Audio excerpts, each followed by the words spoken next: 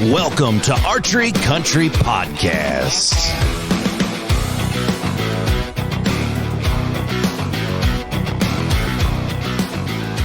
Hello, everybody. Welcome back to another awesome episode of Archery Country Podcast, and we have been looking forward to this one for a long time. We are going to elaborate, as we talked about in earlier podcast, about something that's very dear to all of our hearts, and I think as a listener, this is going to be an eye-opening, ear-opening experience, especially for folks that we all have the dying passion to hunt other states than your home state. And we have a gentleman from Cedar City, Utah. He is an upstanding individual. He's an outstanding outdoorsman along with his family. He's been in the business for a long time. And I'm going to steal a quote from something that he had sent me. He is now in a job that finally pairs his passion for hunting in the outdoors, and it's along with helping people. And it's one of the sweetest gigs on earth. And we got a chance to meet him at a couple seminars that we had at Archery Country at our locations. And just an all-around good dude from Cedar City, Utah, Mr. Jerrod Lile is in the house. Jerrod, how are you doing, buddy? Good morning. That's quite an intro there. I'm all pumped up for the day. Well, that's our job. So the company that we're talking about, and the company that you're CEO of, is Huntin Fool, more or less. And without me reading scripted, we also have Jake, the owner of Archery Country. We got Brandon, we got John in the house, and we're glad to have you. So Huntin Fool, as a whole, in a brief description, and your description could go on for hours, but what is it that Huntin Fool provides an individual like us? Yeah, that's kind of a loaded question. We've been around for 25 years, and during that time, you kind of acquire more and more responsibilities in helping your members go on hunts. But I think what we try to do is distill it down into, we try to help our members go on more hunts with better information. That's really the overall theme of who we are and what we do and what we live to do, and why we have the awesome opportunity that we have. So we just really try to get you better information, whether it be what unit should you pick, what state should you be considering, should you be building points in certain states, and then, from weapon choices, all weapons, outfitters. We kind of try to do it all when it comes to helping you answer the question of where should I go and when should I go.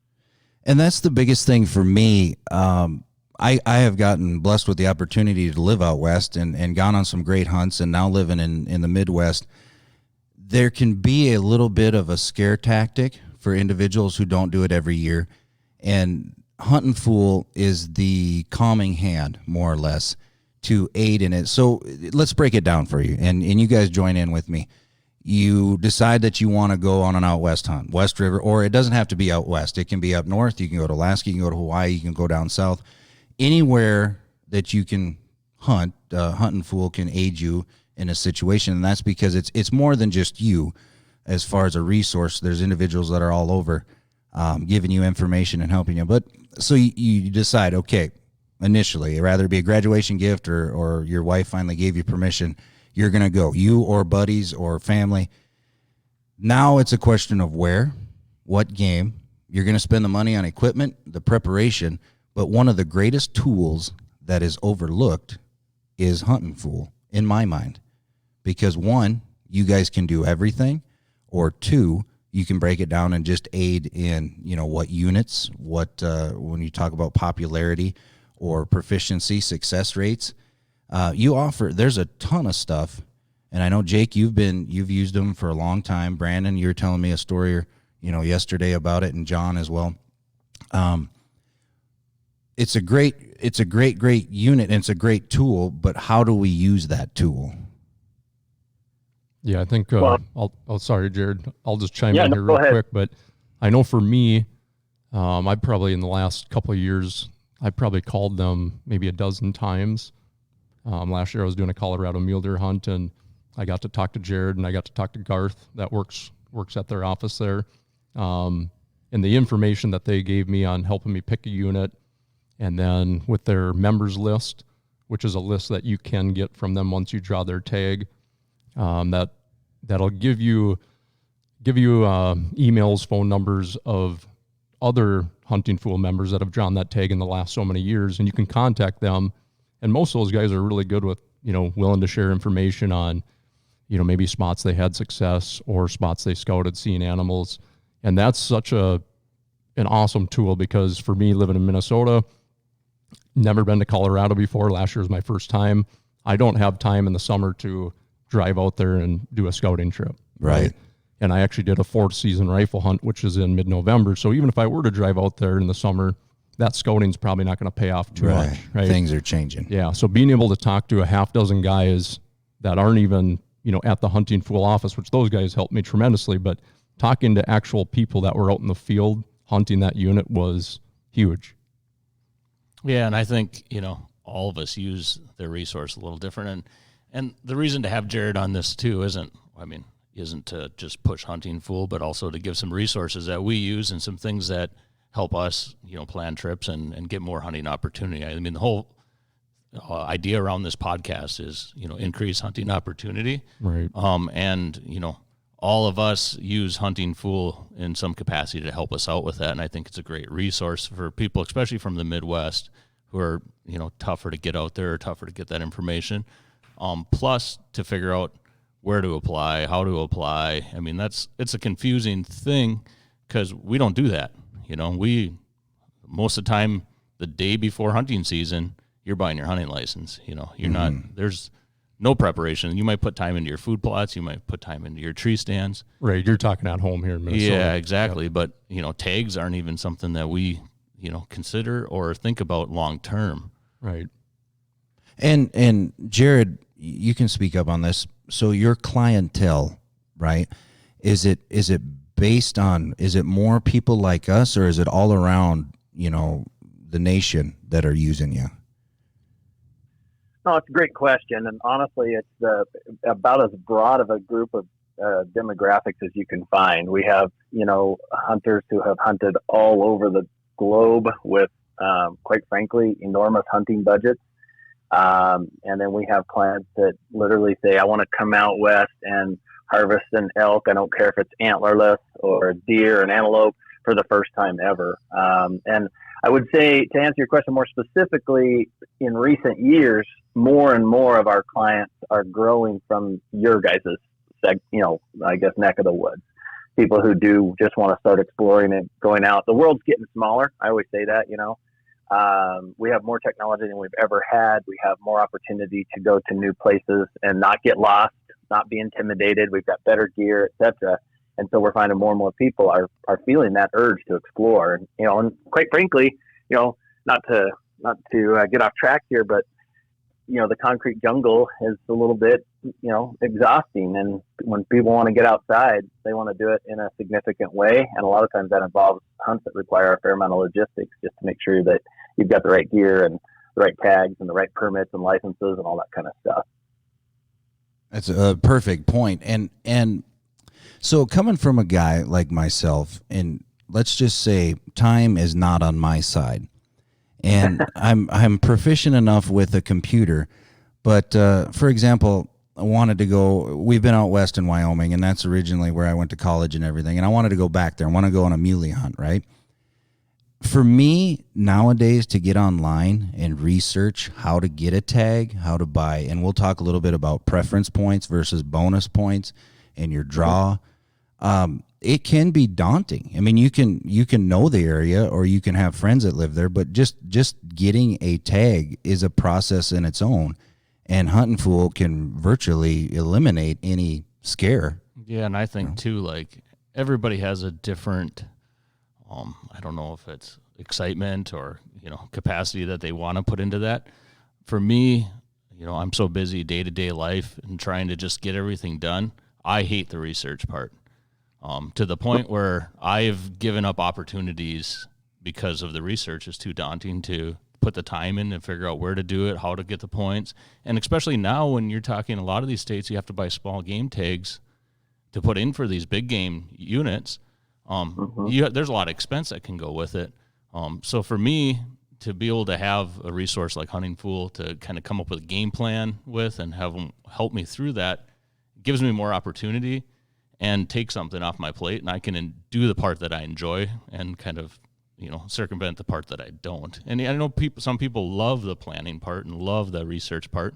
And, I'd say Brandon uses it more towards that side where I don't, Right. Yeah. I like to do a lot of the research kind of on my own and figure out what species, what state, where I want to go. But then once I am able to draw that tag or getting close enough to draw that license, that's where, for me, those guys come into play with Jerrod's company and give them a call and, what unit should I look at, or even if I know what unit I want to go into, getting that members list, or even just having those guys help me with, maybe this part of the unit's going to be better, because of certain reasons. And, those are reasons that I don't know, because a lot of those spots I've never been to, and I just don't have the time and resources to be able to go out there on scouting missions. So I think it can help for, so many different people, whether you want to go to outfitters or if you're like myself, where it's more pretty much everything's public land, do it yourself, but it doesn't have to be just by yourself. You can utilize some of those benefits from the Huntin Fool to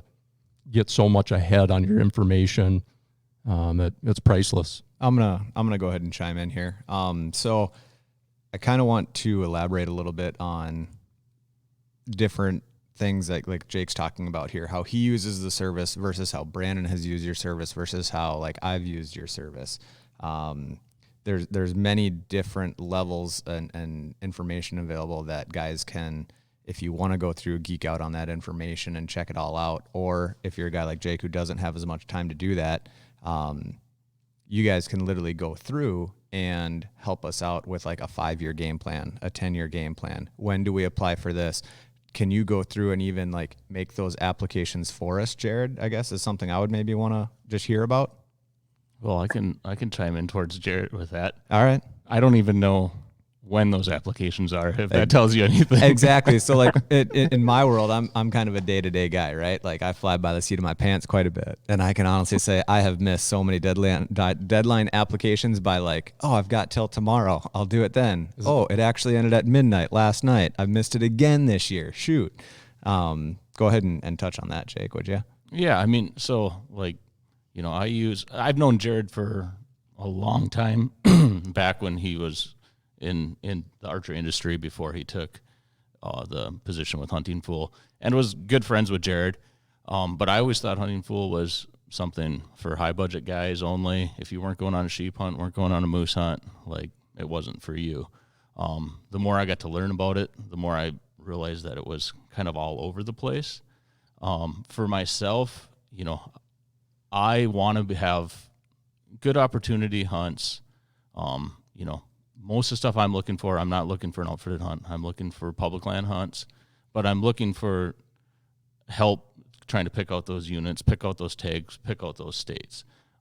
So I can have that conversation with Jerrod and the guys at Huntin Fool and say, all right, I want to pull a decent elk tag every year in some state, where that has limited opportunity. I'm not looking for 20-year draws. I'm looking for 3 to 6 year draws and try to find that. And they've made it completely not stressful for me.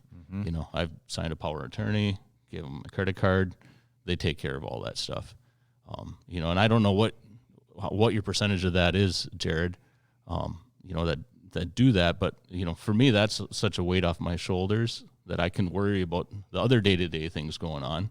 I can also, it costs some money to do that. It's not crazy, but I look at it too, if I put in for Colorado for 2 extra years, and I don't know, what is a small game license now? $80, $90, is that right, Jerrod?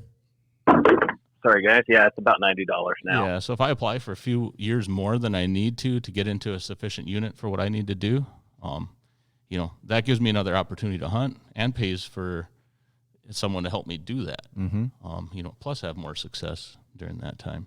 Right on. So Jerrod, I'm going to ask you this, and this is by no means are we talking a sales pitch, but we have some customers and we have some listeners that are not going to be on the advanced scale. I think we've been touching on advanced guys that do it.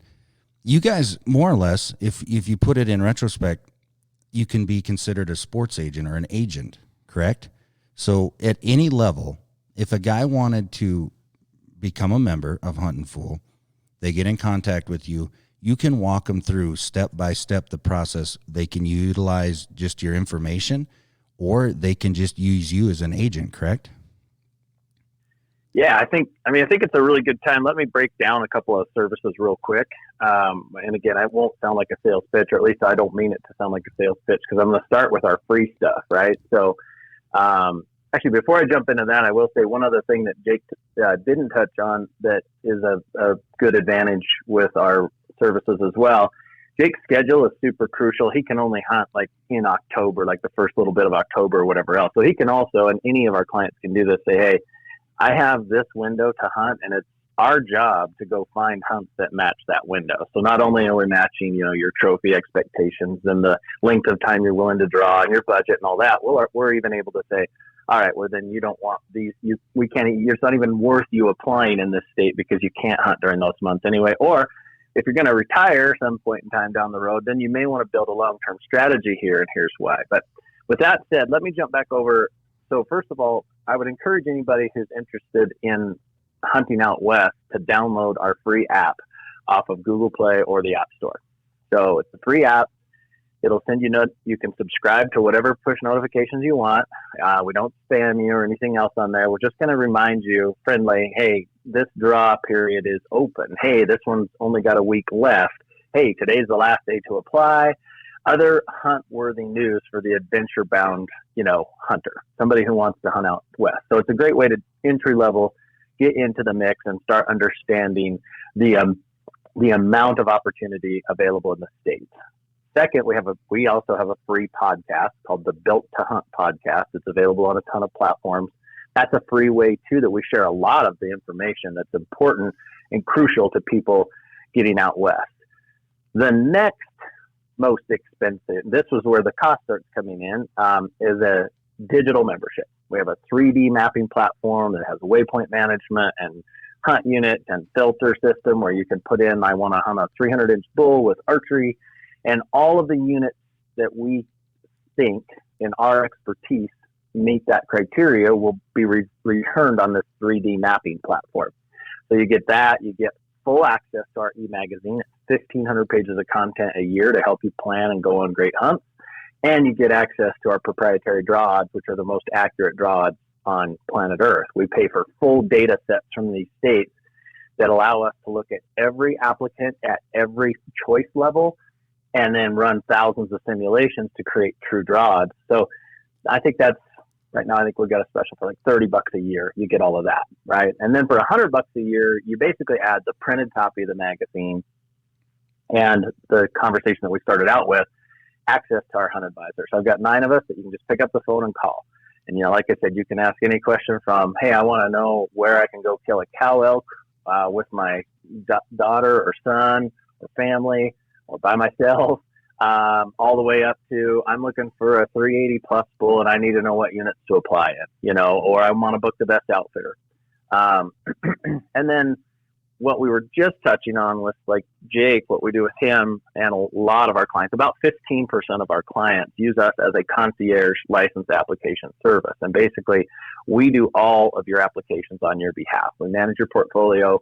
Once a year, we reach out to you with the previous year selections to confirm that, hey, do you want this or not? Typically, most of those clients call in at least once and update all their choices, tell us what they have on schedule, what they can and can't do. And then we manage that portfolio throughout the year for them and apply. We do that in 20 different states that have draw systems, from Maine and New Hampshire for moose all the way to Alaska for, all species. So, there's a whole range of services that we supply. The membership itself, if you want to pay to be a member, it's you have the digital only option or what we call the all access option. So for $30 to $100 a year, you can have access to my team of 25 people that are here to help you go on more hunts. That is, to me, phenomenal. And I very, very much appreciate you saying that. And like we say, it's not a sales pitch, but you need to know that. People, if they listen to this podcast, and obviously there's other podcasts like your own and that, the first thing that comes to mind, like Jake had pointed out, is this is a rich man's game. It's not. Right. I mean, you spend $100 on, and that buys you cheap arrows, right, Right. So $100 now just opened up everything. or like you say, $30 or the free app, to get started. And I encourage people to do that. Get the app. I did. And I have no plans of going out west, this year, but I get notifications, and it's interesting to me, and that's free. And then the $30, and then you go to $100, but it's such a cheap tool, if I can say that, quote unquote tool, but it is in my mind. Right. Well, the big thing is we don't want barriers to entry for people to come adventure on adventure-based hunts, period. And we would be one if we got our price all out of whack. At the end of the day, our goal is to inspire people to go and to get people encouraged and excited and empowered to get off the couch or get out of your 40-acre piece that you're hunting, because we know in your heart of hearts you do want to grab a bow and head out into a mountain range and hear an elk bugle and those kind of things. So we really, honestly, there's not a person in this office that doesn't feel that way, that doesn't look at our membership and try to inspire them. In fact, I'll be honest, we have some members who we call them, point collectors, people who the points are more important than the experience in a way. You kind of get attached to them like a little balance sheet item. And we're constantly trying to tell them, don't do that. When those points match the expectations of the hunt that you want in states that have points, you should cash them in and go. The points aren't creating memories for you, but the hunts will. Very good point. Very good point. Jerrod, if you don't mind, I think you briefly mentioned it there when you were talking about stuff, but I know all of us run Onyx maps. Could you just touch base a little bit on your, I think it's fairly new for you guys, that mapping system that you just came out with, and I believe that even has land ownership on it, and it's a 3D mapping system. Could you just kind of explain a little bit better than what I could, how that works? Yeah, for sure. No, right now, honestly, Onyx is still hands down the leader in this space. Unabashedly, I would say that. And if you're going to come out west, you should have an Onyx account with it at a minimum, the state that you're going to hunt on it, because they have the offline capability that we don't have right now. To access our map, you need internet service of some kind, whether that be cellular or whether that be wired in some way, shape, or form. You do have to have internet access, but Onyx doesn't provide a 3D scouting experience. So you are correct, Brandon. We have all the government public land ownership layers. We have all the wildfire layers, which are very important for looking for feed. We've got 4 different topographical layers. We've got hunt filtering that puts our Huntin Fool proprietary research into a map platform that you can filter and return results off of. You can save waypoints. You can save maps, which is really huge. If you're much of an e-scouter, one of the big challenges I've always had is you start up Google Earth or you start up Onyx or anything else, and you're either zoomed all the way into your current location or you're zoomed all the way out looking at the globe. And you're like, okay, well, I'm going to go try to look at Fort Peck, Montana reservoir because I want to hunt the Missouri Breaks with my bow. And you're zooming and scrolling, and you finally get all zoomed back in. So we created a saved map that's basically like a saved e-scouting platform that will zoom you back in. It memorizes what you were looking at and the layers you had on when you saved that particular map. So then you can say, okay, well, I'm going to go back to Fort Peck, and you click it, and everything turns on and zooms you in. So there's a lot of really cool features. It's got a lot of room for improvement. We're working on it literally every single day. We're pouring a ton of resources into it. Our goal is to, have it be the best e-scouting platform on planet Earth, but we also want it to complement Onyx. We want to be able to export waypoints out of our map and import them into your Onyx account, etc. We're not trying to be a land ownership offline mapping platform. We're just trying to help people scout better digitally, because I don't know which one of you mentioned it. I think you mentioned it, Brandon. Yeah. It's not really viable for you to jump in your truck and drive out to Colorado, but It's not impossible to sit on your couch with your family for an hour in an evening here or there and actually mark some waypoints and identify some benches, some springs, other things that could be important to your hunt. Yeah, and I think coming from this area, we don't really give the priority to scouting on maps.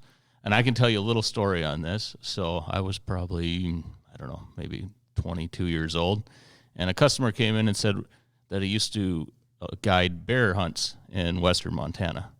So I'm like, all right, and I got in my truck, spring bear hunt, I'm going to go to western Montana. Never looked at a map, had some really crappy directions from him, drove up a road, snowed in, and I walked around for 10 days. Saw one bear, wore holes in my boots, didn't have a successful hunt. So I met Jerrod, or knew Jerrod, and we were talking about this, and he told me about it. And he's like, well, anybody who'd come out bear hunting by themselves, you can come out with me sometime. So next year I come out with Jerrod, and I'm watching Jerrod look at Google Earth, finding spots, and I'm thinking, man, I wasted a lot of time just looking at nothing. Right. You know, and I don't think any of us use those tools as well as those guys out there, because we're used to having a small tract of land to hunt, and that's where we're confined, not an endless amount of public ground in your unit where you can have a lot of different target points. And if you're using those maps and using things ahead of time, you have, you know, spotting, you know, spots. You have, you know, different spots where you can go look to find game instead of just wearing your boots out and killing yourself before you ever get in a position to actually get in a hunt. Yeah, no, excellent point. I don't think I could possibly overemphasize. And again, keep in mind, and I love the fact that I literally am talking to the broadest spectrum of Huntin Fool members in Jake and Brandon. You know, again, coming back to that, Jake is, hey, I don't have enough time. I'm paying you to make the most of my opportunity. I want to trust you on what to put in for and everything else. I don't want to do a ton of research. And we have Brandon, who you are an excellent researcher, Brandon. You ask a lot of very poignant, well thought out questions. I can tell you spent a lot of time on it, and you're kind of just verifying, hey, am I going down the right path? More often than not, that's what I'm hearing from you. It's like, hey, just verify that, make me feel good and warm and fuzzy that I'm making the right choice. And we do both, right? And so, but if you are that researcher, which most people have to be to a certain extent because of budgetary reasons, you know, again, we want to be sensitive to that. We're not all about just people who can afford to come out and buy a landowner tag and pay an outfitter. We're about those guys too. But if you are on a budget and you want to come out and do the most economical elk hunt you can, then you're going to need to spend a ton of time on the digital scouting platforms to make the most of your hunt, or have somebody in your party who does. Yeah, and I don't even think it's you know, everybody has their budget and everything else, but I think you know, like I look at it, so the $30 or the $100 for somebody that just wants to be part of it, and that's why I'm not taking this as like a hard sale for Huntin Fool. I think this is for our customer base. This is such an added value. You spend 2 days driving your truck around the mountains, you're going to spend more than $100 in fuel. Yeah. You know, and have a worse experience. You know, this is going to help you get prepared, and you know, somebody to talk to that has done a lot of that, especially if you're new into this. They're going to help you, you know, with, I mean, you guys even do gear lists and stuff to help people out, don't you, Jerrod? Oh yeah, there's no question off limits, man. We get every question on planet Earth, from what spotter should I buy an angled eyepiece spotter, straight eyepiece, all the way to what boots, backpacks, you name it. I mean, it's a full service. You know, we do, man, I don't know, probably 20,000 calls a year that we field, all in, and that counts our outfitters, that it counts our members who are looking for consultations, that counts just members who are calling in and touching bases with our license application team and other things like that. But I mean, we specialize in helping people go hunting, and we love it. So there's no question off limits, and comfort is an important piece. I mean, that's one thing I will touch on, you know, that it's easy to come out here and get whipped in the mountains. It really is. I've been doing this my entire life, and there's still hunts where I'm like, I wasn't really prepared for the magnitude of what I just took on. And what will make you more likely to stick around, and I always say from a bow hunting point of view, what's your biggest asset? Time. The more time you can spend in elk, I'll use elk as an example, in elk habitat, the more likely that magical moment is going to occur when all the wind is right and the bull comes in and you make the shot and you're packing meat. And it's easy to lose time if you don't have the right gear. So we pride ourselves on making sure our clients have that too. Yeah, for sure. So, Jerrod, let's say, I'm going to go back to the budget thing here. Let's say a guy has a $1,000 budget per year to do for like applications. What are 2 or 3 states that, in your opinion, everybody should be applying for, even if it's a long shot or if it's something that you apply for these with a plan to do it every, 5 years, 3 years, 6 years, and then you have a fallback plan of something that you can go hunt every year, like a Colorado over-the-counter tag. Could you touch on that? Yeah, no, that's an excellent question, by the way. And what I will say is I'm going to answer it in a roundabout way and try to be as quick as I can about it. But I typically suggest that if you can figure out a way to spend, at least $500 a year on your hunt budget, you open up quite a few opportunities over time to make Western big game hunting happen. So if you can set aside $500, which, what is that? $50. Well, yeah, less than $50 a month. If you can set aside that kind of budget, you can actually create pretty good opportunity. Now, at $1,000 a year, there's a ton of states that you can apply for. And, at a minimum, to try to answer your question concisely, Wyoming is a state that I always recommend that you're building deer, elk, and antelope points in, primarily because there's so much opportunity. You can hunt antelope in Wyoming pretty much every single year if you want to. You can hunt mule deer very frequently, 2 to 3 year waits. Same for elk. Right now, the general tag in Wyoming is a 2 year wait or so. Wyoming has a staggered price system where you pay more for the same tag. And so depending on which one you go in, regular price or special price, even though it's the same tag, they're just charging you a premium to have a separate quota, if you will, for the same exact hunt. Then your draw odds change a little bit. But bottom line is every couple of years you can hunt Wyoming, and you can build points only during the fall preference point period. So it's roughly $50 for elk, $40 for deer, and $30 for antelope. And so, for a $120 investment, you're building an opportunity to go hunt Wyoming. You could rotate through those and hunt Wyoming every single year if you wanted to make that your pet project. Colorado is another one. That's more expensive than it used to be now because they do have that $90 small game license. But for $110, you can build deer and elk points in Wyoming every year. And again, you can hunt. I said Wyoming. Colorado. You can hunt Colorado all the time. You can, depending on how long. I always say don't build more than 4 or 5 points in Colorado for deer or elk at this point in time, just because Colorado has this band of great hunts that don't take that many years to draw. And then all of a sudden it's exponential increase to get the very toughest tags are high 20 years to draw those tags. Don't get in that trap, build points on the low end. Then the other states that cost you a lot more up front because you got to buy a non-resident full hunting license and apply, like say Nevada, Arizona, Utah to a lesser extent because the license is cheaper. But those states, then I typically ask you the question, hey, is mule deer or elk more important to you? Because if mule deer is more important, I'm probably going to say Nevada is a better choice than Arizona if you have to choose between one. And they're both going to cost you $220 a year out of pocket to apply for a bunch of species in those states. So, but if it's elk, I would say Arizona because Nevada only gives like 40 non-resident archery elk tags in the entire state, whereas Arizona gives tons. So, it's really hard to answer that without having that individual consultation with what are your goals, what size of bulls do you want to chase, how frequently do you want to chase them, that kind of thing. But for $1,000, to get back to that, you can have a very wide-ranging strategy. What I'd rather do is tell you the states not to apply it. Don't apply in Washington state because Washington requires you to buy a full non-resident elk tag or deer tag, or both if you're applying for both species, plus a hunt application fee, and then they basically let you hunt a cow or a spike elk for $600. So it costs you like $600 a year to build points in Washington, hunting kind of crummier units if you are going to hunt an any bull. It's not worth it, right? Oregon is a preference point state for the most part. 75% of the elk tags and deer tags go to people with the most points. And then it takes decades to draw the better tags. And they only issue 5% of their tags for deer and elk to non-residents.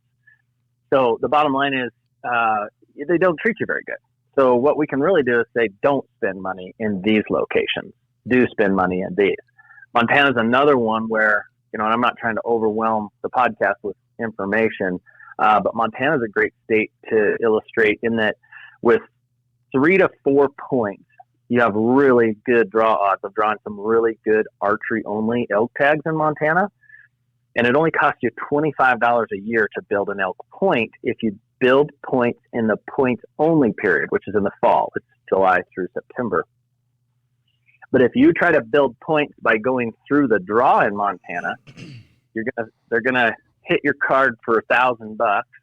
And if you don't draw that tag you want, let's say you're trying to apply for the Missouri Breaks, which is a kind of a renowned archery elk hunt in Montana, one of the Missouri Breaks units, and you don't draw it, Montana says, okay, well, we'll refund 80% of your $1,000, or you can keep the tag and hunt all of our general season units, which is still a good hunt. But the point is it costs you $200 to build a point that way if you want to get the refund back, or you can build 3 or 4 points at $25 a year and then go into the draw with a high level of confidence that you're actually going to pull the tag you want. Yeah, that's way smarter.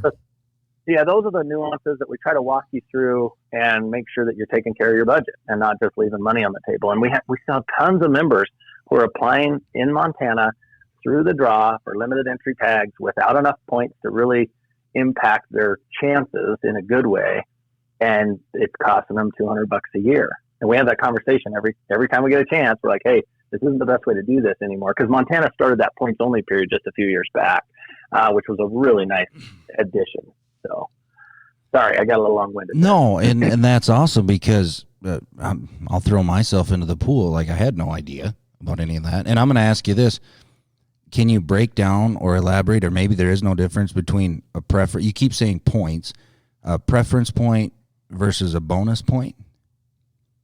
Yeah, no, it's actually a super important distinction on several levels, and I'll try to break them down really clearly.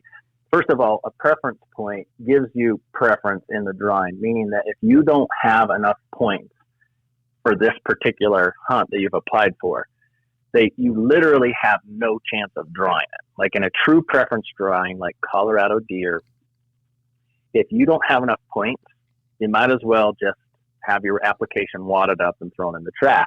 There's a misconception still.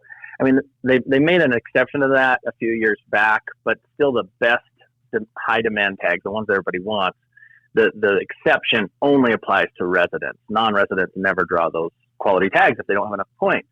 So in a preference drawing, the beauty of it is that you can quote unquote see yourself in the drawing. I can say, all right, that tag takes 4 points to draw. And so when I get 4 points, assuming that it hasn't crept, it hasn't moved, I'm guaranteed that tag and I can plan a hunt. I can book an outfitter, on and on and on. Whereas in a bonus drawing, it's random, meaning that I get extra chances. So as my points build, I get extra names in the hat, so to speak, extra chances to draw that lowest random number that makes me draw the tag before they're all gone.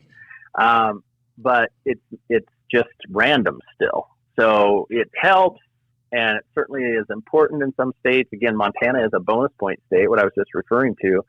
And so that 3 to 4 points I was mentioning for elk that get you really close to some excellent draws, that's an important factor, because the other thing is that states like Montana and Nevada, they square your bonus points. And again, these are bonus point states, not preference point states. But so if I have, 10 bonus points, I've got 100 extra chances in there with those bonus points because they're squaring those, right? So it's an exponential reward for long-term participation in the draw. And again, I hope I'm not overwhelming people with information, but back to the nucleus of your question. A preference point means that you have preference in the draw and you can sort of see yourself in the draw and know roughly when you're guaranteed a tag. Bonus points give you extra chances. And then there's true random draws with no point systems, like Idaho, like Alaska, like New Mexico, where there's no point systems. You just, every single year you go in and you're against the guy that's been trying 1 year and you've been trying for 20. Thank you. That was easy. And how would I have known that, without talking to Jerrod on the podcast? We just give you some free information, more or less. But, Jerrod, let's take ourselves away from Huntin Fool for just a second. We want to get to know you. Our listeners want to get to know you.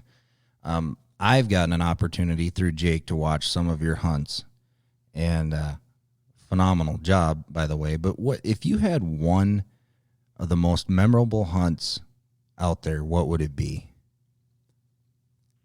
Past or future? Past. Tell us a story. Well, Jake knows that I love hunting bears with a bow, spot, and stock. I don't know what it is about them, but they're just an interesting animal. They live to be older than pretty much any animal that any of us hunt in North America. You know, they can live up in that 30-year range. And they're kind of personality driven. Like they're just an interesting animal. Plus they can eat you, right at the end of the day. So there's an additional element to getting within bow range. So last year I was afforded the opportunity to hunt a grizzly bear with my bow. And honestly, that's like one of those pinnacle hunts that I thought would never happen because of cost barriers and other things like that. And, yeah, I mean, you're in Alaska, which anybody who hasn't been to, whether you're fishing or recreating or backpacking or hunting, you should try to figure out how to get to Alaska. It's an incredible experience for adventuresome hunters. We were in a high adventure location, even by Alaska standards. You know, it's like out to Kotzebue on the Bering Sea, and then you're on a Cessna 206 that flies you for an hour and a half, and you land on a gravel bar on the Noatak River, and then you jump in a Super Cub and fly another half hour and land on top of a little rocky knob that no airplane should ever land on. And then there's not a sound in the world. I think we're 200 miles north of the Arctic Circle. So that hunt stands out and probably will for the rest of my life. And I happened to kill a giant bear with my bow as well, which was icing on the cake. Pinnacle. Yeah, and if Jerrod's excited about an area and it's remote, I mean, he's half grizzly bear himself, so I think that's the other part of it. Hey, Jerrod, real quick, how far away was your bear when you shot him? I still remember I clicked the rangefinder 3 times. It was 41.5 yards. Yeah, it was. And actually, that's pretty close to a big bear. Yeah, I don't mean to derail the conversation in too much detail, but basically, we had hunted our butts off. I worked a deal with an outfitter where I kind of had to be camp jack and packer and skinner and all of that kind of jazz in order to earn an opportunity at the end of the hunt to bat clean up, so to speak, if there was any days left, and then I could hunt with my bow. And so we killed 2 client bears in camp that week first, 2 giant grizzlies, big old boars. And just to give some context around this for the listeners, I'm all about the North American model of conservation. And I think all too often, it gets a black eye into, today's society. There's a lot of sounding off without good sound information. And in this particular unit, it's Unit 23. It used to be one of the best moose meccas in Alaska. And there's almost no moose left. There's no non-resident moose hunting at all allowed anymore because the bears have just erupted. It's got a good salmon run. It's one of the few places you can hunt grizzlies on salmon because normally that's kind of the distinction. Brown bears eat salmon, grizzly bears eat berries, right? But these grizzly bears are eating salmon, and they just erupted. And so non-residents can kill 2 bears a year. They're talking about bumping that quota to 5 grizzly bears a year for residents. Wow. Just to put it in perspective for how overpopulated this bear area is. So anyway, we'd killed 2 big bears, and then we hunted super hard the last day and a half. I had 2.5 days to hunt. So 1.5 days was gone. I had a day left to hunt basically. And the day before we'd done like 13 miles in chest waders, in the tundra and crossing swamps and rivers and, climbing mountains to glass. And we're pretty tuckered. We got back, I think we left camp at, 5 a.m. because it's light all the time. We left camp at 5 a.m. that morning and rolled back into bed at 1:30 a.m. And I set the alarm for 4:30. And my guide and friend, Austin Atkinson, he's like, there's no way you're waking up. And I said, this is my last day. You will not find me in bed. So, true to my word, I got up. It was just breaking gray light, barely light. And I fortunately had gotten everything I needed together, and we were just kind of filling water bottles and getting ready to take off for the day. And he said, there's a giant bear in the river behind you. And, we're camped in a little tent on the river with a bear fence up. And I turn around and there's a big boar with his nose in the wind heading straight up the river on the far side of us a couple 100 yards away. And so I just looked at Austin. I grabbed my rangefinder, threw it around my neck, grabbed my bow, jumped the bear fence, and took off at a trot. And I knew Austin would be right with me. And, we're kind of trying to head this bear off. And by that time, he actually crossed one of the channels of the river toward us and came out on an island, found a salmon, and laid down and started eating it. And I popped out and ranged him at 75 yards and dropped down into a swamp. and we were kind of slowly wading through the swamp to not make any noise in the water. And I was trying to decide, I had 15 more yards of gravel, and it would have been like a 60-yard shot, which is, I don't want to shoot far with a grizzly bear. So I'm like, trying to decide. I took one more step, and Austin says, "Don't move," he whispered, and I just pivoted my head to the left a little bit, and there was this other giant bear at 41 yards that I shot eating a salmon right next to us. So I had two just big grizzly bears, within about 70 yards and 40 yards. So it was an unreal scenario. That's pretty epic. Yeah, it was cool. And then, thankfully made a really good shot on the bear and complete pass through. The bear we ranged it, ran 37 yards from where he was standing to where he was dead. So can't ask for better than that. What did the other bear do after you shot the one that was 41? Well, he came over to check us out. So we started backing up. He jumped in the river and started wading toward us, and he got to about 40 yards himself. And we were backing up slowly to not provoke a charge. And then I heard my guide, he was behind me. He turned to start kind of running in the water. And that's when I knew, I was like, well, if he's nervous about it, I better start running too. So we kind of both started running. And then when we stirred the noise up and everything started moving that fast, the bear, decided we weren't dinner or whatever. And then he turned around. He actually ended up running off and spooking off. So, but yeah, he actually came over to check us out. So Jerrod, on a hunt like that, are you going to run like a similar arrow setup as what you would for elk? Can I add, what were you shooting for that trip as far as like arrow and weight and broadhead and that kind of stuff? Yeah, no, identical to my elk setup. I've killed a lot of bears with a bow, not grizzly bears, obviously. That was my first grizzly bear, but they're a fairly soft-hided animal, and as long as you don't poke them in the shoulder, you rarely won't get a pass through. They're actually a lot less robust in their rib skeletal area than an elk is. So I felt like it was more than adequate. I was running RIP 350 with 60 grains of extra weight up front and a 125 QAD Exodus broadhead. So all in, I think I was about 446 grains, something like that, full arrow weight. So you're not running an 800 grain log down range. Now, I know I can stir the pot by having an opinion in this category. It seems like anymore it's real easy to stir the pot. I want you to stir the pot. Because I'm on the same page you are, and I'm unbelievably overwhelmed that you just said the arrow weight that you did. Because I was thinking, wow, he's going to come in at 680 grains, and then we have to go about EFOC and all that. Well, if I can just chime in here real quick, we get, in the shops, we get a ton of questions on, what arrow should we use for whether it's bear or especially elk. Yeah. A lot of guys from around here going out there maybe for their first time, or maybe they have been out there before, but, looking for that elk arrow. And Jerrod, you're probably as much of an accomplished elk hunter as anybody. Just maybe talk about why you shoot what you do. And again, I know it's personal preference, whether you want to go light or heavy or in between, but maybe just explain to the listeners, what your thoughts anyways, and your opinion is, and why you shoot what you do. Yeah, no, I've shot a lot of elk with a bow. I've been fortunate, again, growing up out west and having a lot of jobs that afforded me time. And again, time's a super important element. So I'm not trying to beat on my chest at the success, but I've shot a lot of elk with my bow. And those, I've been in the low 400, right around 400 grains up through about 600 grains arrow weight over time, playing around with different setups. And man, I've kind of shot them with everything: feathers, 2 blades, 4 blades, you name it, and I've really settled in that, 400 to 450 grain weight for a lot of different reasons. And again, I'm a kind of an average draw length.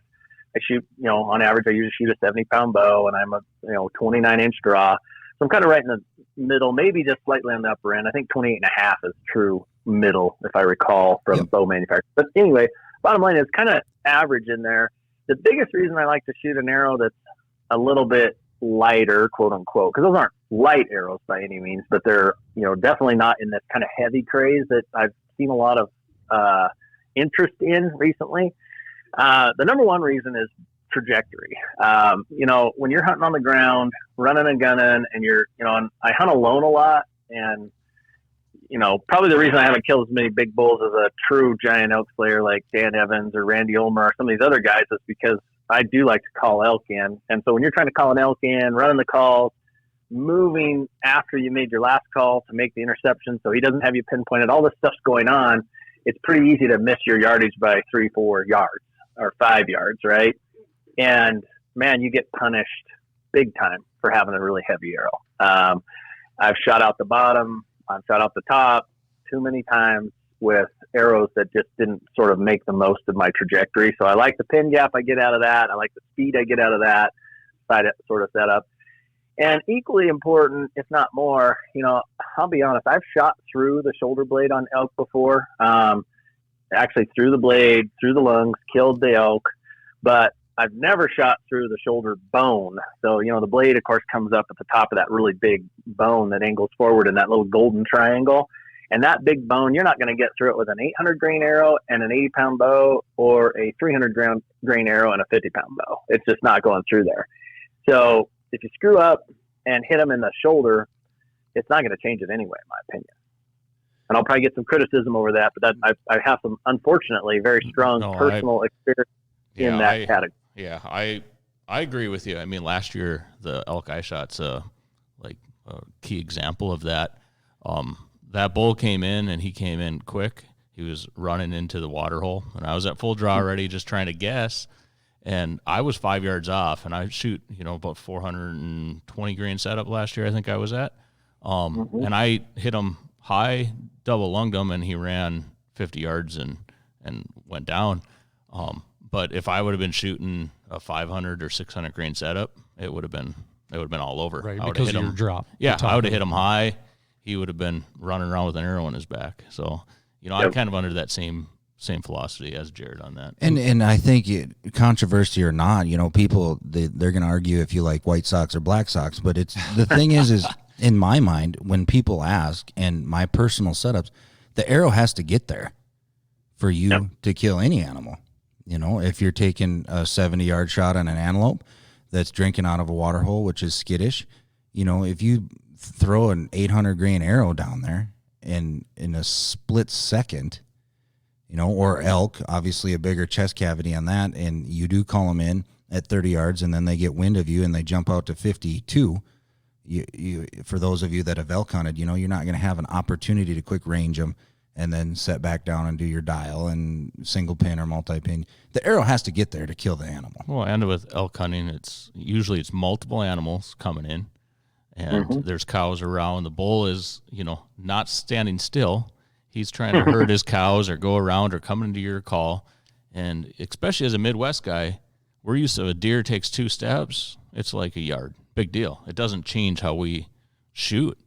If that elk takes 2 or 3 steps, you're like 6 yards, and it's a totally different change from when you ranged them through your rangefinder, put it down, and it's, the game has changed. Yeah, and I guess, so for me, for Jake and Jerrod, I guess this is a question for both you guys. On your arrows, you're shooting a little lighter, than maybe what most guys would. As far as penetration, have you guys had any issues, or are you blowing through pretty much everything you're shooting? Yeah, last 2 elk I've shot with that setup with a or a fixed head. I picked it up on the other side. Yeah, so it's going right in and out. Yeah. Yeah, I think as long as you don't hit, shoulder, either on entrance or exit, you're going to blow through pretty much anything you shoot. I mean, I will say, like in a steep quartering away shot or like a slight quartering 2 shot, if you punch through the grass bag on a bull elk that has fed all night or whatever else, it's like shooting into a bag target, all that condensed grass. So, that can change whether or not you get an exit or not. I have had angled shots that taken a poop out of the arrow a little bit, but no, honestly, you're going to blow right through almost everything. I mean, on that grizzly bear, I blew through the bear, found my arrow probably 15 yards out the other side of the bear, underwater in a current, buried in the gravel, struck hard enough that I had to pull the arrow out from the gravel underwater. I mean, it just didn't even slow down. Right. And it was a massive grizzly bear. We actually just got him scored officially, and he's like number 20 in the world with a bow. So he's just, to put it in perspective, he's a giant bear too, and no problem. And I think, we talk about trip preparation from time to time, and we're probably going to grab you another podcast, especially for guys that are going to go out west for trip preparation. That's in our future. But not only, getting the right pack and the boots and your bow and your arrow set up, but you have to shoot. You have to practice. Preparation, success equals preparation with a little bit of luck. But, that's the thing is you're finding a spot. And you're shooting, holding at it. And I can about imagine what was going through your veins and your mind at 41 yards with a bear or two bears within 100 yards, but you'd practiced all year long, your off season, and you're very, very confident in your setup. And I think confidence is just as critical as a sharp broadhead, Right. Do you agree with that, Jerrod? Oh, 100%. And honestly, I'm going to brag on the Archery Country guys a little bit. Because the whole point of like a pro shop is it's not just, hey, I just buy my bows and arrows here and whatever else, but I actually get expert service and knowledge. And this particular group of guys, I happen to know that they know how to coach you mentally. Cause all the practice in the world at a standing target, but doesn't quite get you ready. I encourage you to do 3D shoots, put yourself in, leagues, put yourself in environments where you're competitive and where you have stress and anxiety at full draw that you want to make this shot count really, really good. That part of it you cannot emphasize enough, because being a good shot at paper doesn't equate into being a good shot at hair necessarily. But what does is shooting under stressful circumstances where you really, really want it so bad, because that's what happens to us. We want this so bad that then we let the pressure kind of get in our heads. And you guys, I've talked to you at length, Brandon. Jake, you and I have hung out under the stars too many nights talking about this kind of stuff. You guys are able to help people coach that into them, and that's a super important piece. It's not just hitting paper. It's a great point, and I appreciate the compliment. You guys, what anything else you want to touch on? I could talk stories with Jerrod forever, and Jake and these guys. I think, is there anything else that we... Well, maybe just real quick, for Jerrod, what you're talking about there, and Jake, what are some of the things that you guys do? Like Jerrod said, you can go out in the yard, practice, but that doesn't really replicate that scenario where that animal's in front of you. For me, if I'm shooting tournaments, I'm making better shots hunting. Yep. That's a huge thing for me. If I'm not shooting tournaments, I went through a stretch where I wasn't shooting as much, the time that I feel a stressful situation is when the animal's there. If I'm shooting multiple tournaments and getting myself in situations throughout that year where shots really count, I feel that stress, and I already know what that is. So when I pull back on that bull, like last year when he's in, I've felt the stress. I know how to control it. I know kind of what makes things work in that situation. That's probably the number one thing for me. Number two is physically getting in shape for a hunt, which, as I've gotten older, I have to key in on more because I'm stubborn. So how stubborn I was a lot of times carried me through getting ready for hunts. But that's starting to catch up. Yeah. And I think even if you can't always get to a tournament, like you said, where you're shooting under some stress, even if you got a few buddies in the backyard, make a little competition out of it, try to add some type of stress or pressure while you're practicing. Absolutely. If it's I'm an avid target archer. That's what I do, and I hunt on the side, and I love it. But here's it, a little key. You get your buddies out there, like you're saying, they're watching over your shoulder. Or do this. Take your iPhone or any phone and video you shooting a 3-arrow group at 50 yards. You may never, ever publish it. You may never, ever share it. But put that stress on your shoulders of trying to make, that's going to duplicate or add more to it. And again, it's preparation. You have to not only utilize the tools from Archery Country or Huntin Fool, but you take all this time, and I think time is more valuable than money. And then you put in some money, and you get into a unit with a very, very low success rate as far as getting a tag, but a very, very high success rate of getting, a 380 bull. For those of you that don't know, that's, equivalent to a 170-inch whitetail around here. And then you mess it up because you flub a shot. What do you, right. You get let down, and then you're going to put the blame on other people. when it all solely comes to you and your mind and the release, of your equipment. Yeah, what I always say there is there's going to be a ton of variables on a hunt that you can't control, whether wind switching, hunting pressure, other people messing up your hunt, you name it. You should control all of them that you can. And one of them, to Jake's point, is your physical fitness. Did I do a good job of trying to stay, lean enough and train hard enough to be physically fit? And another one is, did I do everything I could to be the best shot with my bow possible? So you should control the variables you can unequivocally. And, back to your point, Brandon, here at Huntin Fool, we have kind of a fun little competition. Every Monday morning, we have it's one of the 365 targets because we like to be able to shoot out to long range. We can get out to 103 yards here. We start at 40. And basically, whoever drops out first has to buy all the fixins for a company lunch that we make once a week. And, we do elk burgers and that kind of stuff. And that person has to wear the cone of shame, get in a vehicle, drive downtown, buy some chips and lettuce and pickles and whatever else. And it creates a tremendous amount of pressure because you're around your peer group. There is a little bit of money on the line. There's pride, all these other things. And it's a good time. And those sort of scenarios really do make those shots count. You think about it at full draw, whereas if you're just out by yourself, you don't. Right. I think that's a good point. As we're getting close to wrapping up, what's the future hunts, or what hunts are you going on in 2020, Jerrod? Well, I got real lucky and drew an Idaho moose tag for Shiras moose. They're very hard to come by. It's a super coveted tag. So that'll be my number one personal emphasis hunt for myself.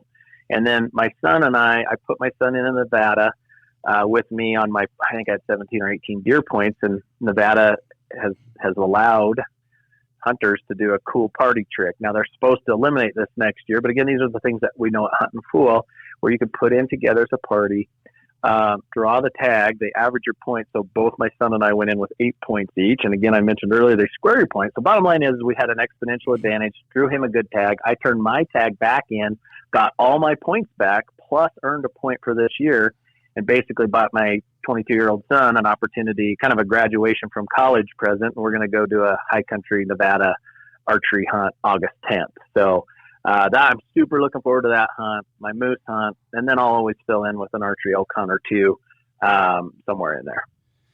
I'm so glad that you brought that up. For example, my oldest boy is 9.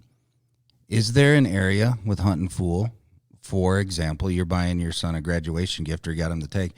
Can I start, how old do they have to be? Or is that a great idea or a good idea or a terrible idea to start, my boys on a preference point or purchasing so that they can have an earlier chance at some very great hunts? Yeah, it varies from state to state. We actually have a lot of emphasis on youth. Every single one of our state sections that we write up, we talk about youth opportunities specifically. And I mean, the most extreme example is Montana. You can start building your youth Montana bonus points as soon as they're old enough to get an ALS number, which is basically like 6 months. So you can start a 6-month-old baby building elk points, and by the time they're old enough to legally hunt, they're already 10, 12 points in and can probably draw a decent tag, right? So, yeah, there's definitely – and it's cheap because, again, those are those $25 a year points. It's not like you're spending hundreds of dollars to do it. But, one word of caution there is you got to be careful about the state themselves. Some states never purge your bonus points or preference points. They hang on to them forever. Some states will purge after 10 years. Some states will only hold on to points for 2 years and then they purge. So, if you raise your kids and they get busy with high school athletics and, girlfriends or boyfriends and other things like that, sometimes they kind of get disinterested for a period through college, whatever. They usually come back to it. But, you just want to kind of have a heads up look at what state should I be applying in, because if they get out of the house and I don't want to keep, building them points because they seem to have no interest. And you don't want to do it in a state that all of a sudden 2 years go by and the state says, okay, all your points are gone. And again, we build charts around all that stuff, tables that show that all the time. I love it. And Jerrod, where do we get a hold of you? Where do we go? Is huntinfool.com? Is it a Facebook page? What steer us in that direction? Yeah, huntinfool.com. And again, we were too poor to afford the G, so it's not hunting, it's huntinfool.com. And then also 435-865-1020 is the office number. We've got full-time, super helpful. I mean, This is how, and I'm going to brag on my team a little bit here. I walked back into the back office where our inbound team was the other day, and they're like, "Oh, I'm glad you got here. We're trying to understand how the Arizona bonus pass works in the draw." And I'm like, "Oh, I love these guys." So I've got 4 super helpful ladies in the back there that are picking up the phones, and they're actually trying to like help answer calls that, on that kind of level. So, anyway, yeah, give us a call, check out the website. And again, download some free resources. We'll help you out. It's what we do. But, as we're getting close to wrap up, I do want to just one more time, just try to inspire people to go. It's not as scary as it seems. The world is a smaller place than ever. Gear is phenomenal.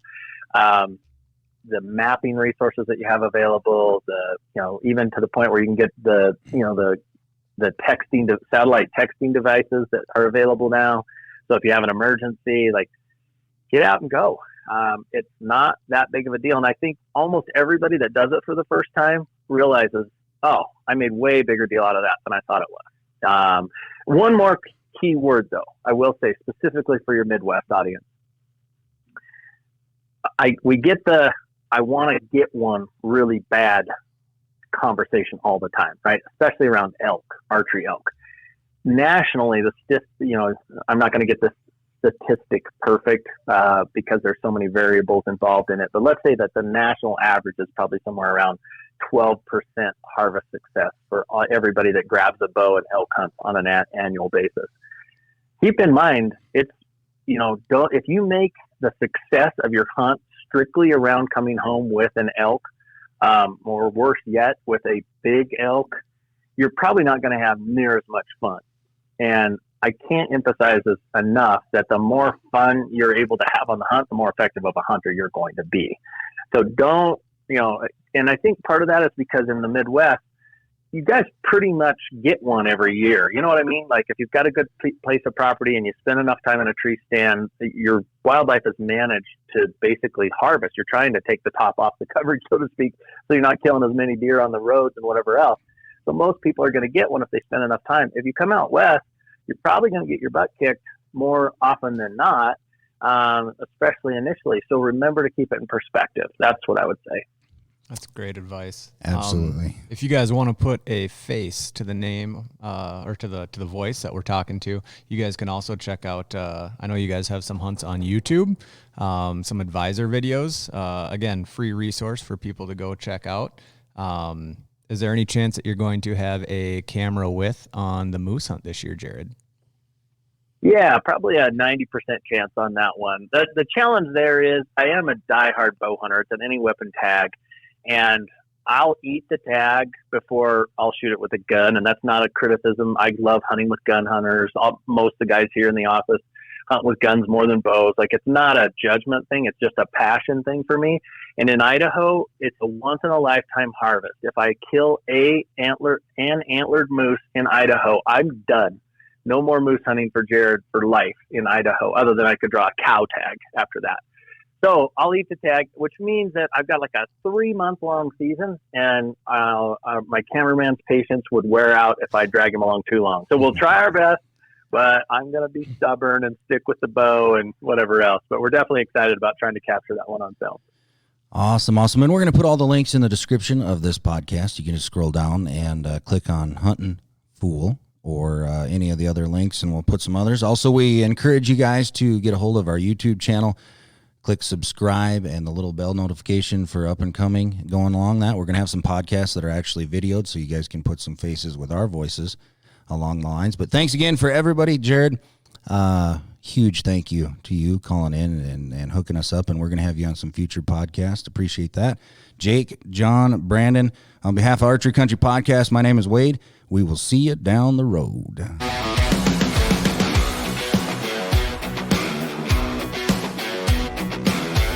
Thank you for listening to Archery Country Podcast.